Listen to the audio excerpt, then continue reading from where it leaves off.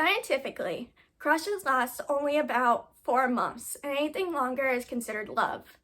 Now, I would consider myself to be kind of the queen of having a long crush. I got my first long crush in June of 2015, and that lasted until December of 2017. He was a really close friend of mine, and I saw him often, which led to a longer crush.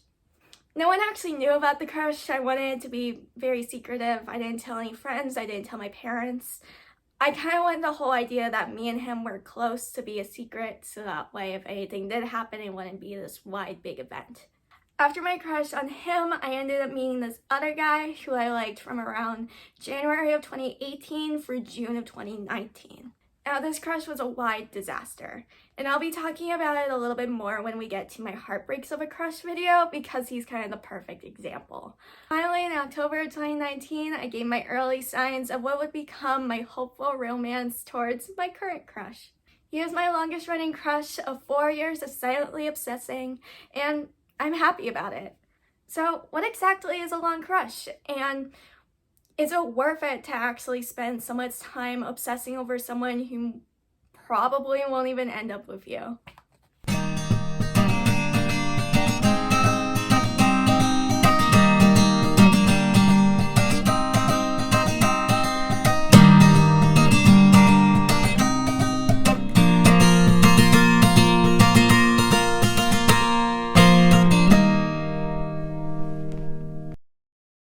So, a long crush is a crush that lasts for multiple months. This type of crushes usually result in extreme obsession, and they are the hardest to get over. These type of crushes at their extreme can start to become actually a personality trait of yours. And they will resort to being someone that you just constantly are thinking about at every moment in your free time. Now, do you remember in episode 2 when I ended up explaining what a romantic crush is? We're going to take those feelings that you have towards a crush and we're going to multiply them by 10. That is about the intensity of a long crush. Because you like that crush for a longer amount of time, which means that your desire to be with that person actually increases too. This also means that when you have a long crush, that the stakes of actually having something happen with this crush becomes much more intense. The best moments will feel like they're straight from a 90s rom-com, and the worst moments will sting for the rest of your life. You are constantly looking for excuses to see them.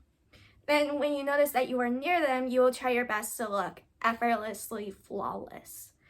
It's a very long game, and you have to be extremely strategic about what moves you want to make, what words you want to say, what outfits you want to wear, what appearance you want to make on a daily basis, so that way you can get closer and closer to actually having something happen. And the hardest part is, you want the person that you like to know you, especially when it's a long crush. But the thing is, you want them to know you for a happy, positive reason, and not because of that stupid comment that you decided to make on the last day of winter break. If you are bored and in need of something to talk about, look no further than your long-term crush. They are going to be the first conversation starter that pops to your head when it comes to talking to someone who already knows about your crush. This also means that keeping your long-term crush a secret is extremely hard because all you want to do is talk about them.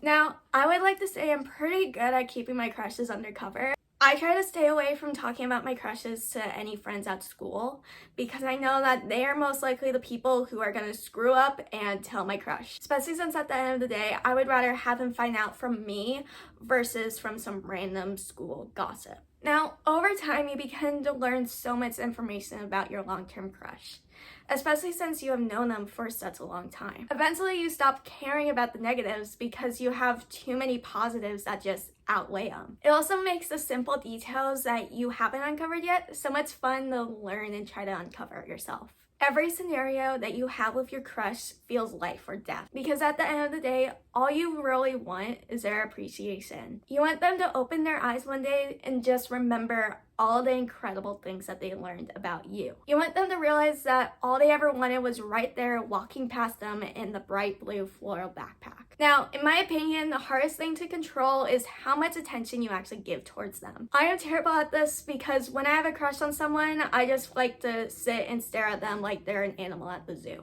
I like to watch, hoping that they'll do something cute so that way I can write a song about it one day. And eventually you start to memorize every little random thing that they do. To the way that they walk with their heads down, hand in their pockets, to the way that they say hello to everyone other than you. You just start to gain all this random information that you'll never really need, but you still like it anyway. And as of late, a new struggle that I've discovered with my own long-term crush is dealing with unknowns. I have so many random questions that all I simply want is the answers. And you kind of need to just start hoping that one of two things happen. Either one, you just kind of casually stumble upon the answer to your question on your own, or two, you have to hope that the impossible actually happens. You have to actually, ask him the question. Now, everyone kind of wants it to be option two, right? Because that means you're interacting with your crush. However, it's realistically going to be option one. Now, having a successful long-term crush is a pretty serious commitment, and I kind of wish that I could have added it to my college application. It takes a lot of patience and a really strong gut. And most importantly, you have to have a strong relationship with yourself. You're the only person who decides how you're going to react to a situation. Now, you can't help but start getting a little obsessive and crazy, but it's all part of the fun. Allow yourself to move on when situations with your crush just doesn't work out. Because for the most part, it doesn't actually involve you. Now, like I've mentioned a couple times before, the longer your crush goes, the more involved you are in it. This also means that moving on from that crush is probably the hardest thing you can really do in terms of having a crush. Because there isn't actually a real defined breakup. You guys aren't actually in a relationship. You have to constantly remind yourself why you need to leave and why now is the time that you need to jump away, or else there could be some real serious damage that could happen to you. And that's a part of the reason why I still have a crush on the guy I have a crush on.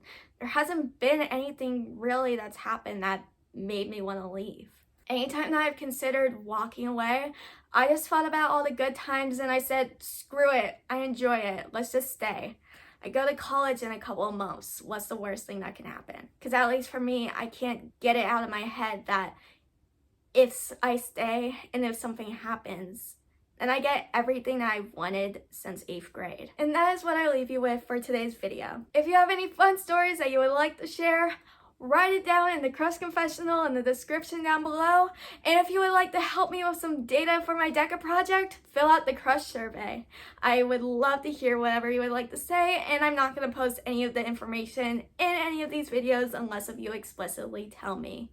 So please do. It's fun. I enjoy reading them. Thank you so much for watching. Please like, and since you're in that area of the screen anyway, why not hit subscribe? I mean, it's right down there. And I hope you all stay your extraordinary self. I'll see you in the next episode. Bye!